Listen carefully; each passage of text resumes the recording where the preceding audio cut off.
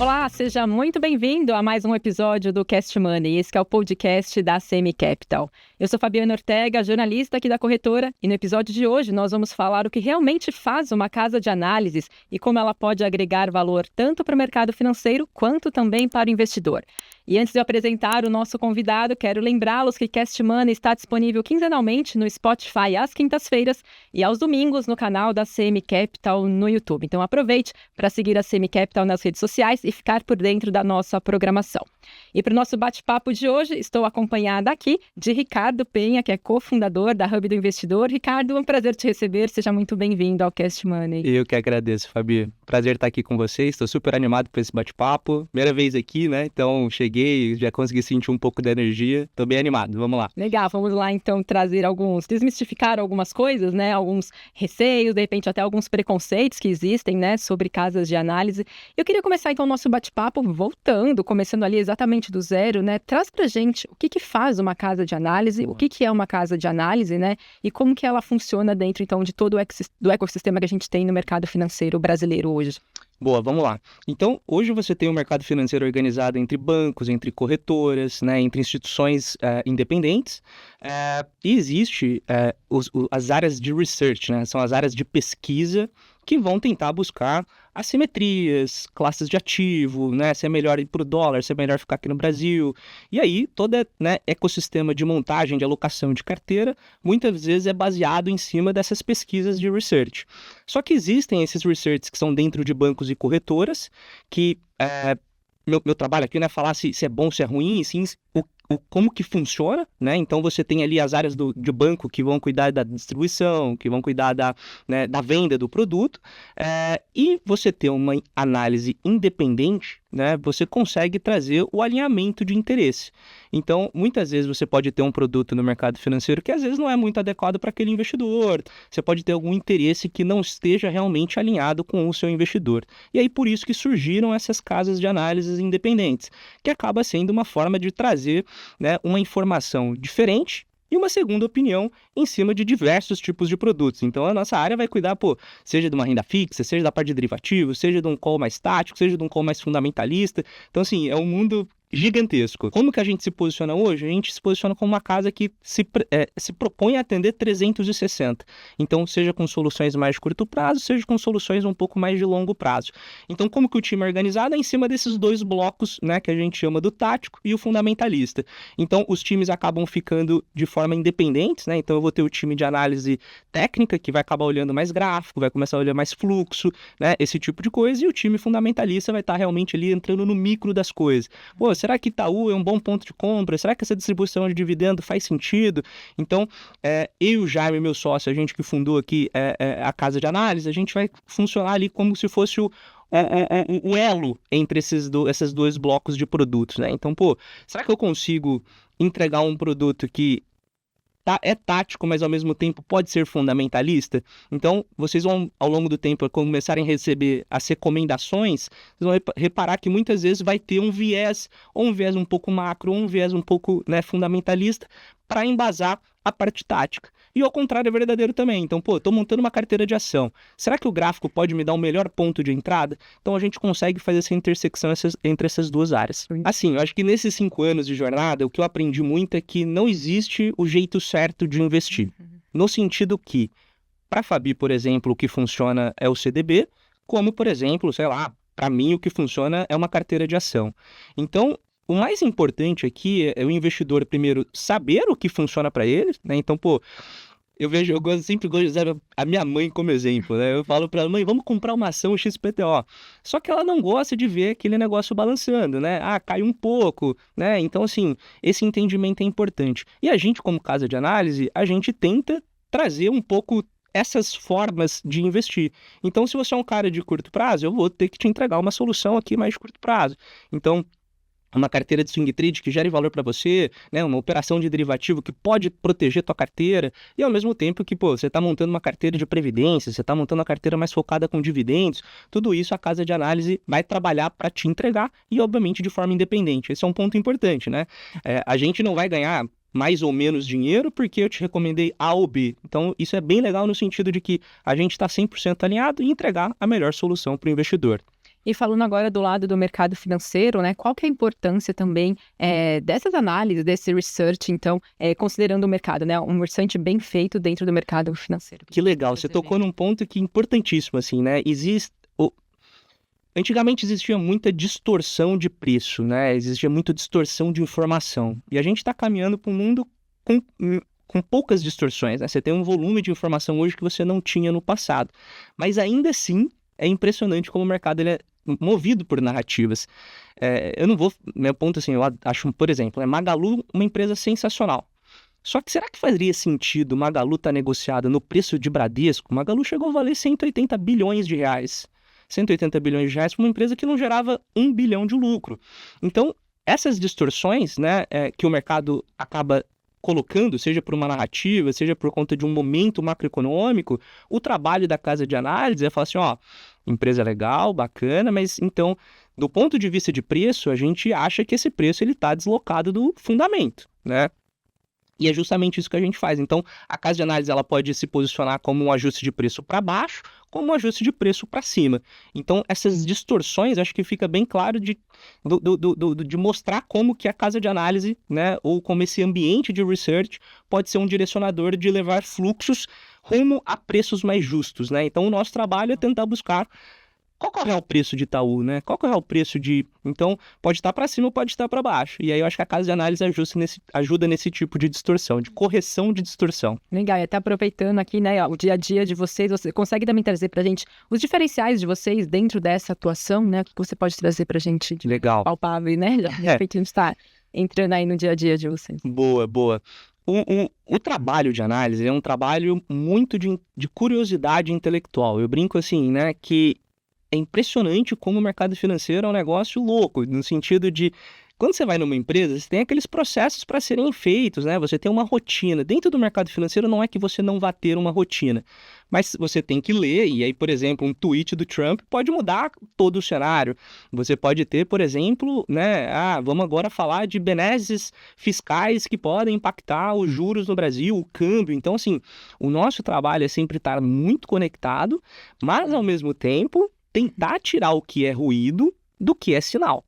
Então, o mercado financeiro, assim, se você olha o mercado todo dia, ele vai ter muito mais ruído do que sinal, né? E aí, como que a gente aqui tenta separar isso? É através de processos de investimento, é através de times muito qualificados, é democratizando esse acesso de informação para o investidor pessoa física. Há um tempo atrás, tinha muito aquele sentimento de que a pessoa física era sempre o último a ficar sabendo, né? Então, assim, talvez até antecipando, eventualmente, você vai perguntar isso, mas qual que é o nosso objetivo? É esse, é fazer com que não haja tamanho assimetria de informação, né? Para que aquela pessoa não se sinta, poxa, né? Aconteceu tudo isso e eu não sabia o que estava acontecendo. Então, o nosso trabalho é que o investidor pessoa física consiga competir a nível de informação com o investidor institucional. E você até comentou, né, de estar conectado, enfim, de estar avançado, conseguir, enfim, passar o melhor aí pro investidor. Como que é a rotina de vocês em relação, por exemplo, a empresas, aos ativos, né? Como que é essa proximidade, né? Existe, de repente, um contato um pouco mais direto com empresas da Bolsa, ou enfim, Legal. Um pouco mais afastado? Como que é essa relação, né? Você consegue desse tipo de proximidade, de repente? Boa, Fabi. Conseguimos e é importantíssimo isso, né? Então eu vou usar agora mais o caso da parte fundamentalista para explicar de rotina. Mas basicamente a gente vai passar um screening, né, colocando ali alguns múltiplos, alguns pontos em cima dos 400 papéis lá da bolsa para a gente entender, porque eu não vou conseguir cobrir 400 papéis. Mas aquilo ali pode me colocar os alertas de tipo, ó, aqui me parece ter uma distorção, aqui me chamou a atenção. E aí a gente vai realmente ali fazer aquele trabalho de cavucar tese, procurar coisa errada, né? Ou, o que o mercado não está precificando corretamente, esse projeto futuro dessa empresa que não tem absolutamente nada dentro do preço, e depois a gente pode eventualmente até falar um pouquinho mais sobre isso, mas então a gente tenta ali a cada 3, a cada 6 meses estar em contato com o RI dessas empresas. E obviamente também todo ali durante o earning season, né? Durante aquela temporada de balanço, a gente também vai estar sempre acompanhando, entendendo o que a gestão está falando, entendendo, né? O que a gestão está falando, está passando pelo resultado? Então tem todo esse trabalho, sim, de fazer o valuation, né? Ver o que está projetado versus do que foi entregue, se não foi entregue, por que não foi entregue. Então sim, tem um trabalho de proximidade importante, porque as pessoas acham que investir é muito valuation, né? Eu brinco que, se valuation fosse o que guiasse o mercado, não existiria assimetria de preço, porque o valuation são premissas, né? E qual que é a grande diferença de uma casa de análise que consegue gerar valor ou um fundo de investimento? É aquele cara que não só vai olhar o valuation, mas que ele também vai conseguir buscar a parte qualitativa da tese. Por exemplo, quanto que vale a gestão de um bom CEO? É difícil você colocar isso dentro do modelo e eu confesso que sim. Talvez no mercado brasileiro, que a gente tem taxas de juros mais altas, não seja tão claro para o investidor. Mas você vai para os Estados Unidos, qual que é o valor do Elon Musk dentro da Tesla? Né? Uma pessoa que é tão disruptiva, o Mark Zuckerberg, por aí vai. Então, a parte qualitativa a gente considera como um diferencial bem grande nosso. E feito todo esse lado por parte de vocês, quais dicas você dá de repente, né? Como que o investidor deve observar esses relatórios, deve analisar, né? Que olhar crítico ele tem que ter diante de todas essas informações também que ele recebe, né? Para tomar as decisões dele. Legal, acho que, se eu conseguisse deixar um único recado, se você absorver esse recado, eu saio daqui muito satisfeito e feliz, que é: se conheça como investidor. Se conheça como investidor. Às vezes você não é um cara de renda variável, às vezes você não é um cara de longo prazo, você é um cara mais curto ou vice-versa, né? Então esse ponto é importantíssimo. Mas o segundo ponto que eu vejo muito de erro em relação ao consumo desses relatórios que a gente chama de sell-side, é que às vezes a pessoa pega lá um relatório que a gente está falando lá, Itaú, usando um exemplo hipotético, né? É compra com upside de 15. Passou 6 meses, o papel não andou, poxa, mas o analista está muito errado, né? Que absurdo, o que aconteceu? Então, entender como é feita uma análise é um ponto importantíssimo. Outro ponto que eu vejo de muito erro é aquele relatório que a gente chama do Stock Guide. Stock Guide é aquele material que a gente vai colocar todos os papéis sobre a nossa cobertura e vai colocar quais são as projeções de múltiplos. Geralmente usa o preço-lucro, o EV/EBITDA, o dividend yield. E o upside, né? Vai pegar o preço de tela versus o preço recomendado. E aí, o que o cara faz? Ele pega lá entre 100 empresas e escolhe qual que é o maior upside. E ele compra aquele papel e pronto, e acha que aquilo resolveu a vida dele. Então, é importante ter claro que esse processo ele é muito mais complexo do que simplesmente abrir um relatório e ver qual que é o maior upside. Então, esse é um segundo também ponto importantíssimo. Se o investidor entender, eu acho que ele consegue se livrar bastante ali de pegadinhas. E uma coisa que eu também acho que é muito importante dentro da precificação de um ativo é você conseguir entender quais premissas formam o preço daquele ativo. Exemplo, né? Eu abri lá o relatório de Mercado Livre. Eu gosto de Mercado Livre porque eu acho uma empresa fantástica, só que eu acho ela cara. O que o mercado está projetando de crescimento de receita, de crescimento de margem, de crescimento de lucro? Então, o que a gente faz para trazer uma maior transparência para o investidor são duas coisas. A projeção de lucro que a gente está colocando para aquele devido papel, ao mesmo tempo, qual a taxa de desconto que a gente está utilizando para aquele negócio. Então, para não ficar muito técnico, é basicamente explicar para vocês que o preço atual é uma derivada do fluxo de caixa futuro ao valor presente, né? Então, você vai descontar o que a gente chama lá do WACC. Então, essas duas variáveis a gente traz nos nossos relatórios para trazer uma maior transparência. Então, às vezes a gente vê relatórios, né, ou sell-sides, bancos, que eu não concordo com aquela taxa de desconto. Então, quando eu vejo aquele preço dando aquele baita upside, eu vou ver a taxa de desconto e falo, opa, talvez, né, realmente aqui eu tenha uma discordância. Se você olhou, acha que a taxa de desconto está de acordo com o nível atual que a gente está vendo macro, né, hoje a nossa Selic está 14,75, né, Fabi? Então não adianta ali eu falar que eu vou descontar equities a 12%.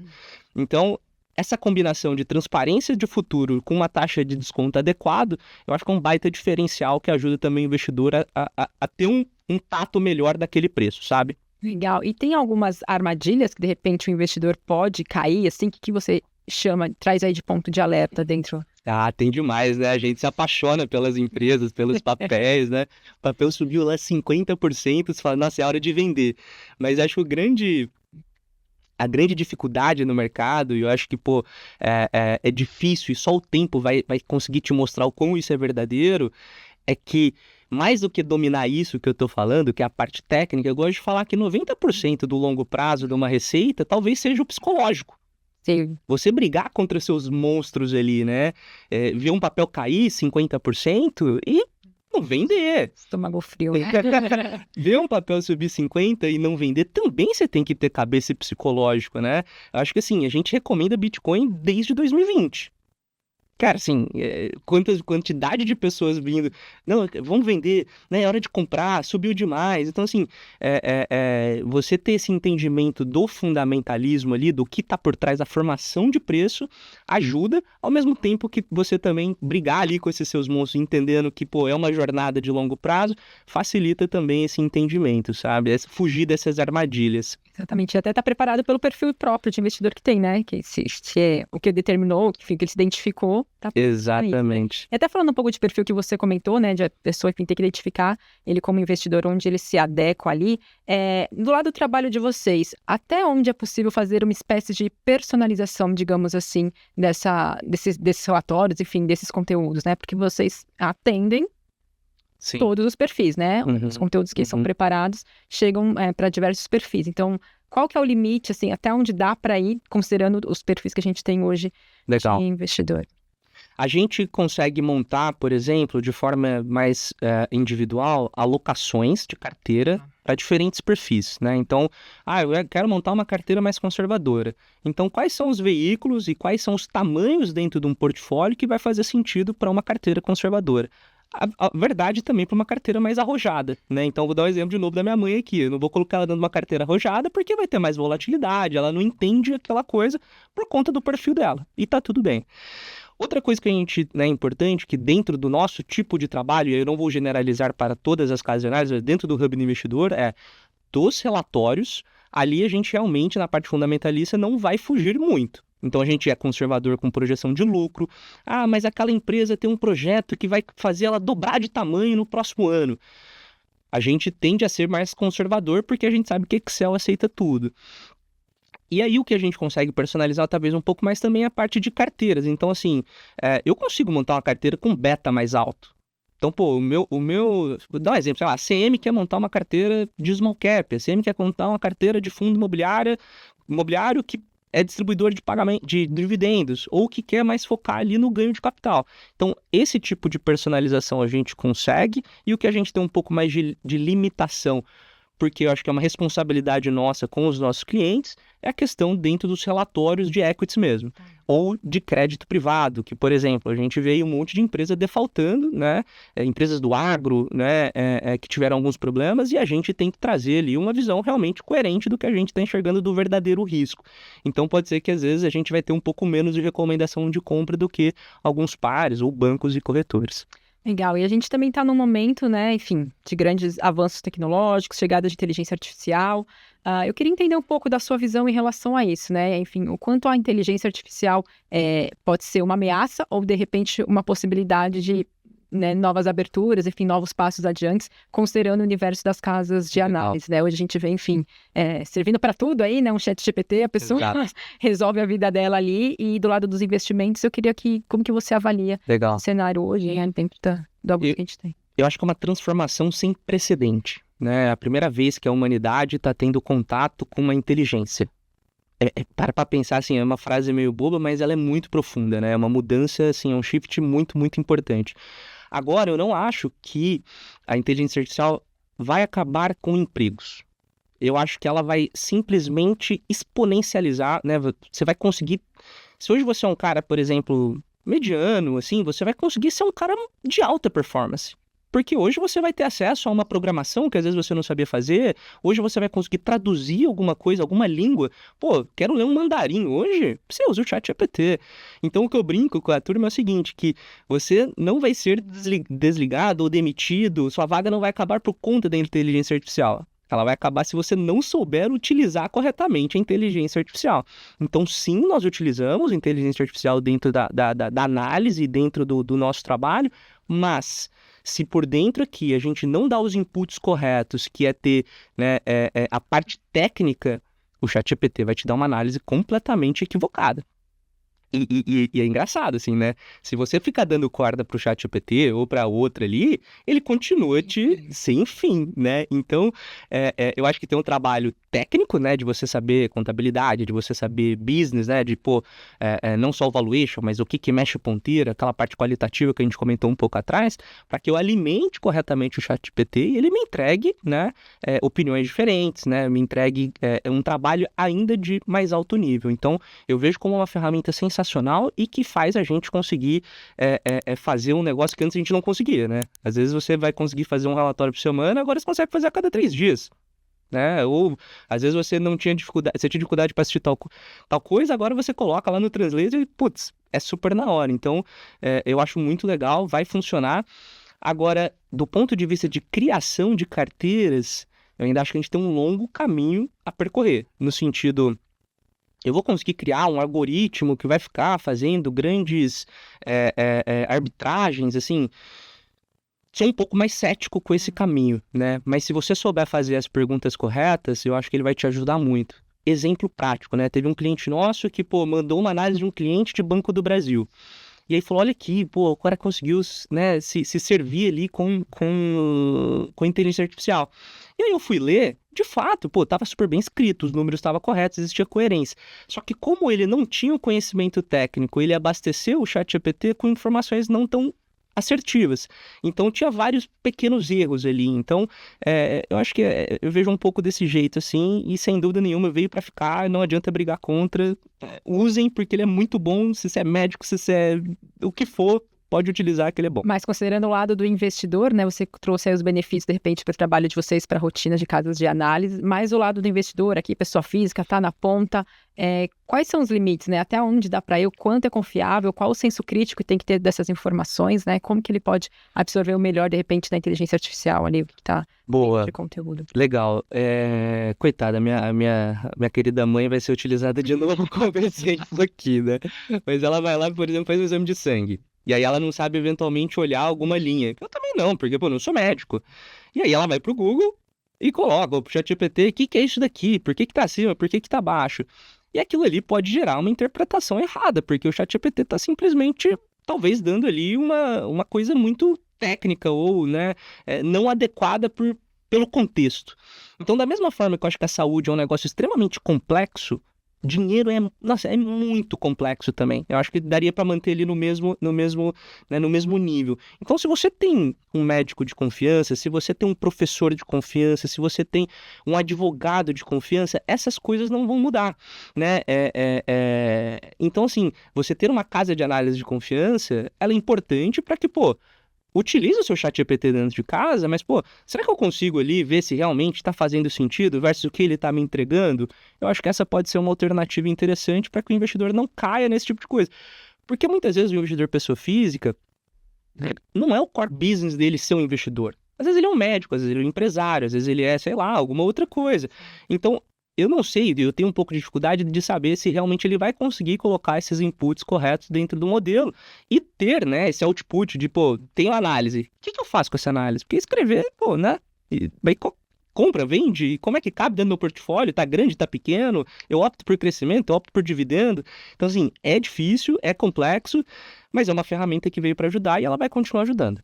E falando de avanços tecnológicos, né, inovação, a gente vem acompanhando, claro, o avanço também do mercado brasileiro, ainda está muito distante de outros mercados aí que a gente tem pelo mundo, né? Então eu queria saber o que você pode destacar hoje de mais desafiador para as casas de análise hoje, no trabalho que vocês desenvolvem, o que vocês destacam, gente? Eu diria que o mais difícil é aquilo que eu falei do ruído versus o sinal, né?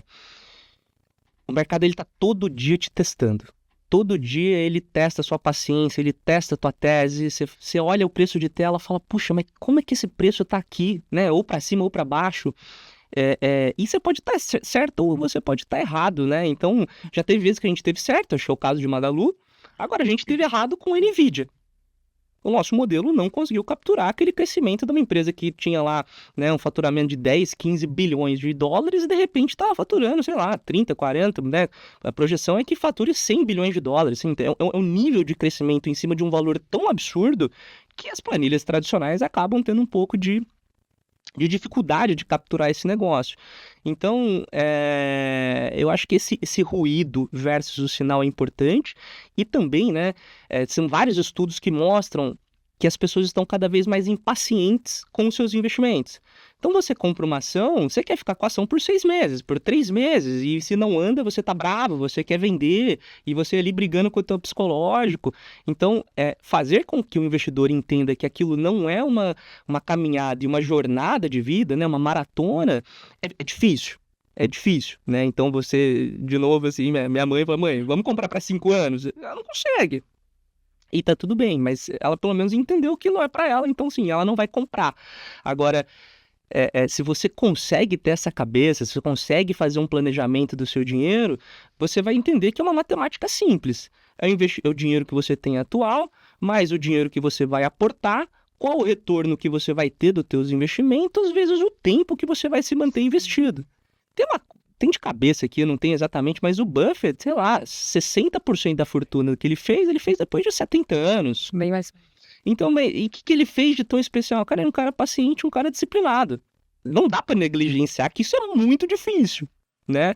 Mas então acho que, ruído e fazer com que as pessoas consigam enxergar cada vez horizontes um pouco mais longos, porque a gente sabe, a gente quer vídeo de 30 segundos do TikTok, a gente quer, um tweet e entender absolutamente tudo, mas a vida é um pouquinho mais complexa do que isso. E até falando, né, desses momentos atuais que a gente está vivendo, né, a gente já comentou bastante aí de inovação, de avanço tecnológico, dessa instantaneidade das coisas, né, tudo é para ontem, até o próprio mercado financeiro é assim, né, essas reações até que você citou. Para a gente já amarrar aqui a nossa conversa, já até caminhando para a nossa reta final, eu queria que você trouxesse um pouquinho como que você enxerga o futuro das casas de análise, até mesmo como modelo de negócio, né, diante de todo esse cenário que a gente está vivendo e do avanço, né, de como ele acontece tudo tão rápido, tanto do mercado financeiro quanto do avanço tecnológico, quanto também desse acelerado aceleração que o investidor tem hoje em dia, né, de querer ver resultado tão rápido. Eu acho que, assim, o que a gente está se preparando muito para o futuro é que cada vez mais as automatizações que as corretoras e bancos têm conseguido implantar têm facilitado muito o acesso a bons produtos pelo investidor. Então, o que a gente está buscando, né, cada vez mais está conectado com essas corretoras, com esses bancos e se preparando internamente, é que a gente conseguir entregar coisas automatizadas, né? Então, o cara quer fazer uma operação para... A gente acha que o Ibovespa está caro, ele quer proteger ali contra uma queda, né? Então, como que ele tem uma operação rápida, adequada, né, com aquele momento de mercado, que ele vai comprar e, vai ser uma experiência boa? Ou, como que eu consigo montar uma carteira que o cara, com um botão, ele vai ter ali os melhores produtos e adequado para o perfil de risco dele.